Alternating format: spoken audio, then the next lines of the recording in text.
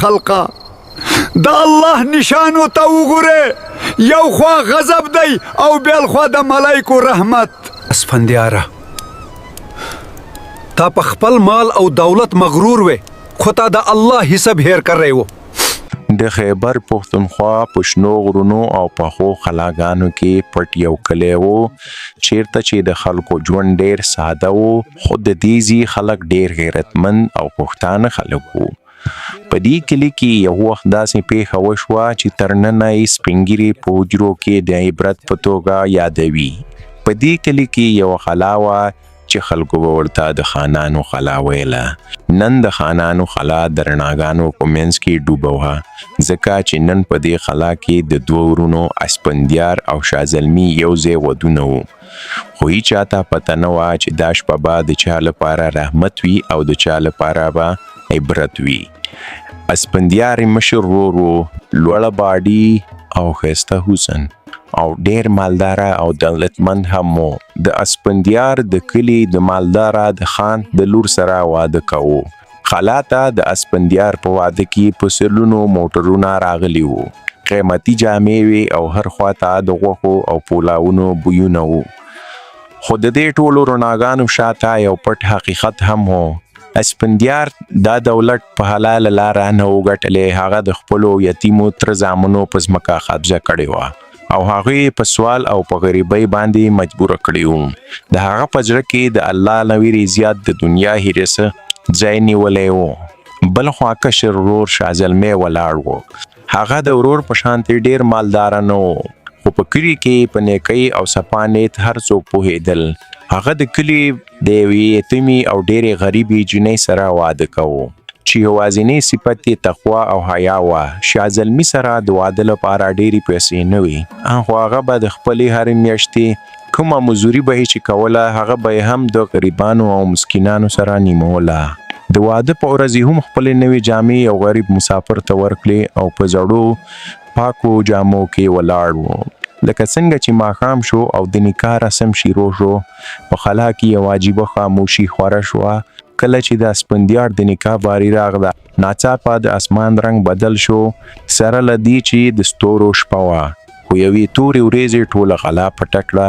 کله چې مولوي صاحب د اسپندیار نکاح وتړله، د خلا ټولې شمې او بلپونه په یو وخت مړه شول. یو داسې یخ او تیز باد وچېدو چې د خلکو د سرونو نه یې پګړۍ وغورځولې. خلکو په تیاره کې یو بل نه لیدل، خو یوې ویرونکي غږ په خلا کې انګازې جوړ کړې، لکه یو څوک چې په درد جاړي. دا د غیبي غضب لومړۍ نښه وه، ځکه چې د دې واده پیسې ټولې د یتیمانانو او بېوسو پیسې وي. خو څو شېبې وروسته کله چې د شازلمي د نکاح وخت راغی، تیاره په داسې یوې نرمې رڼا بدله شوه چې د چا عقل یې نه منو. برېښنا نه وه، خو د قلا انګړ داسې روښانه شو لکه د یو سپوږمۍ رڼا چې یوازې په دې قلا راښکته شوې وي. د باد هغه ویرونکی غږ مړ شو او په هر ځای د ګلانو یو داسې بوی راخور شو چې ټول مجلس یې ماتر کړو. په دې کلي کې یو سړی و چې خلکو به ورته صوفي بابا و. صوفي بابا په ژړا شو او ویل خلقا د الله نشانو ته وګوره، یو خوا غضب دی او بل خوا د ملایکو رحمت. د شپې په وروستۍ برخه کې کله چې ناوې خپلو کوټو ته لاړې، اسرار نور هم زیات شول. اسپندیار په خپله قیمتي کوټه کې د سکون یو ساه نشو اخیستی. هغه ته به داسې ښکاره کېدل لکه د کوټې له خنجونو نه تور تور سوري راوځي. هغه ته د هغو یتیمانو غوږونه اورېدل کېدل. هغه ته ډیر زیات تکلیف و.